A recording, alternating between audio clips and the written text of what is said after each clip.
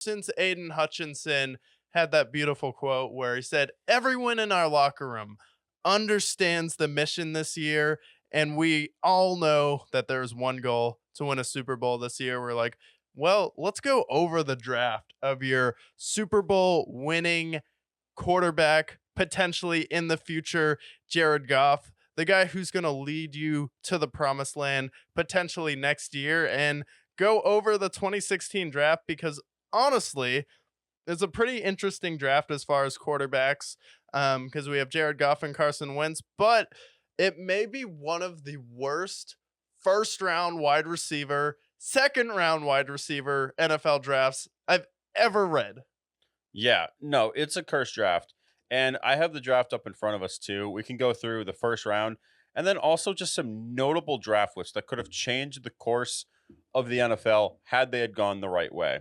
So, obviously, in this draft, Jared Goff is selected by Jeff Fisher and the LA Rams at number one.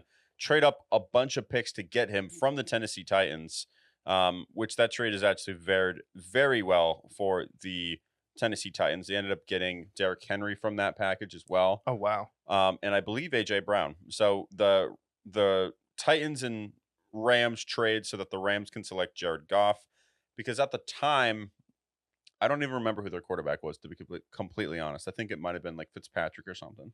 The Titans? No, the Rams. The Rams? Yeah, probably. At that time, the Rams were just terrible. They needed a direction here. Yeah, if you don't know who, like, the rule is if you don't know who someone's quarterback at the time was in the modern NFL, you guess Ryan Fitzpatrick because he's played for Half the the league. most half of them. Yeah, Yeah. quite literally half the league.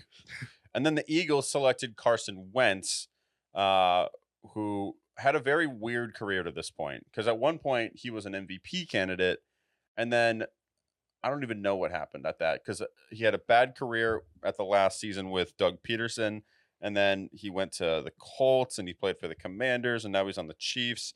So he's had kind of a weird career to this point. Yeah, he's had a weird career with this point, and that was probably a massive fumble by Philadelphia because you had two players on your team that you knew were not the guy, and you probably could have got a king's ransom for because you just won a Super Bowl with Nick Foles, and you would have had multiple teams that you probably could have gotten a first round pick from. Is that crazy?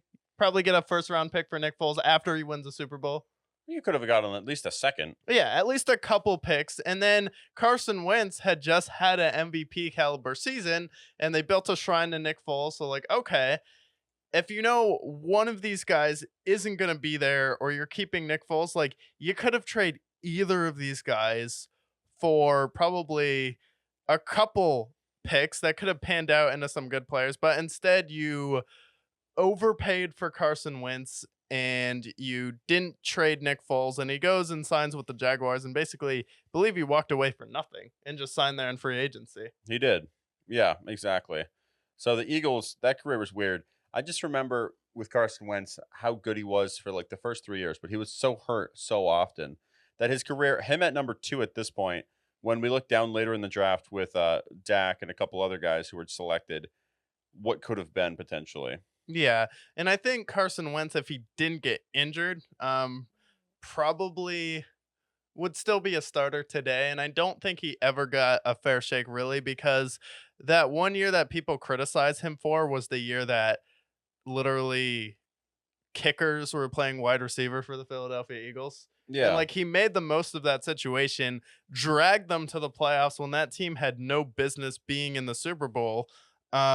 Not the Super Bowl, The in the playoffs. playoffs. And then he got them there at least when his weapons were pretty terrible to work with. And then he ended up getting injured again. But he's kind of one of those guys who just held on to the ball for too long and then injuries caught up to him. And then we always hear about these mysterious locker room issues, but there's never actually been any examples that people would point out about Carson Wentz. And then also he goes to Washington and Ron Rivera absolutely did not want him there. Like, Yeah. it's not his fault that his coach had dementia. Yeah. Plus, also was getting sacked. I believe he got sacked 30 times in 6 games. Yeah. His offensive line was god awful. And part of that is him. He did hold on to the ball well, but your coach didn't want you. He literally throws you under the bus at a press conference Yeah. and then sacks you. You get sacked a million times in 6 games, gets hurt, and then they move on to Taylor Heineke from there, but didn't really get a fair shake in Washington either. Yeah, I think Carson Wentz could be like, if Stafford moves on and he stays with the Rams, could end up being like the Sean Livingston of the NFL, where Sean Livingston like had a lot of promise early in his career, then just injuries derailed him and he had to go to a few different spots until he found his home, but once he did, ended up being a really solid producer for the Warriors. And I think under Sean McVay, Carson Wentz can make a comeback. Especially, I want to see Carson Wentz play next year. Maybe Stafford's out for a few games, or Stafford's had some injury issues, but let's see him play. I think he can still play. Yeah, and if nothing else, now he went to the Chiefs, and if God forbid anything happened to Patrick Mahomes, he could back with Andy Reid as well. Yeah, and like having back-to-back coaches of Andy Reid and Sean McVay has to be a lot better than Doug Peterson and Ron Rivera. Yeah, and how that's aged recently. But some other players from this draft include Joey Bosa at number 3 for the Chargers, Zeke Elliott at number 4, and then the Jaguars with Jalen Ramsey at number 5. Jalen Ramsey at number 5. Yeah, I don't have a problem with any of those picks. And honestly, Dallas should have like a bittersweet memory of Ezekiel Elliott because while he was a great player early in his career, he's also the reason why Dak Prescott got paid way too much money and has handicapped your franchise the past few years and you can't compete. Yeah, no, honestly. And honestly, he didn't help them either with how big his contract was for the longest time, but at least he had a reunion with them this year, right? Excited to see that. Um, Are we? yeah, I mean, Cowboys fans maybe. Other notable players from this draft, we had Eli Apple at number 10 for the Giants, drafting him because his last name was Apple. And Eli. It combined their two favorite things in Eli Manning and the Big Apple.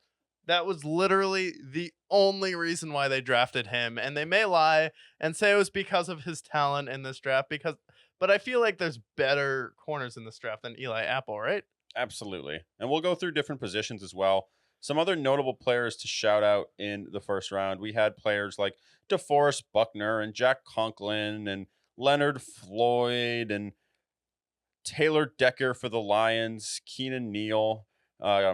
And then some notable busts include Paxton Lynch at number 26 for the Broncos, a long line of Broncos drafted failures at quarterback. Yeah, a long line of drafted failures there. And I remember like the Paxton Lynch hype, and I'm like, get out of here. Like, Paxton Lynch is not going to be an NFL quarterback. And then as soon as I found out the Broncos were interested at that time, I'm like, oh, guy is set up to fail at this point in his career. Anytime you're also like following, I believe he's following in the footsteps because Peyton had just retired. So he was supposed to be the heir apparent. I'm like, yep, he would be the great heir apparent if he was the heir to the Denver, I don't know, Mountainheimers. Is that what they're called for their XFL team? I don't know if Denver has an XFL team, but I have no idea.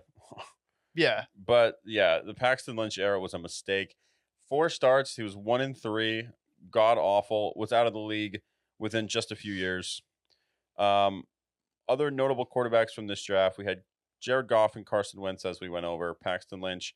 Those were the only players taken in the first round for the QBs compared to what we saw these past few years.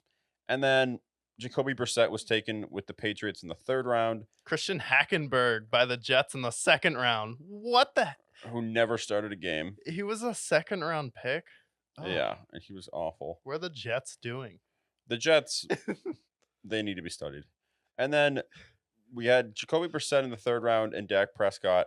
Everybody else on this list for the QBs are either out of the league because they were bad or just backups. We have the Jess Driscolls of the world who keeps getting jobs.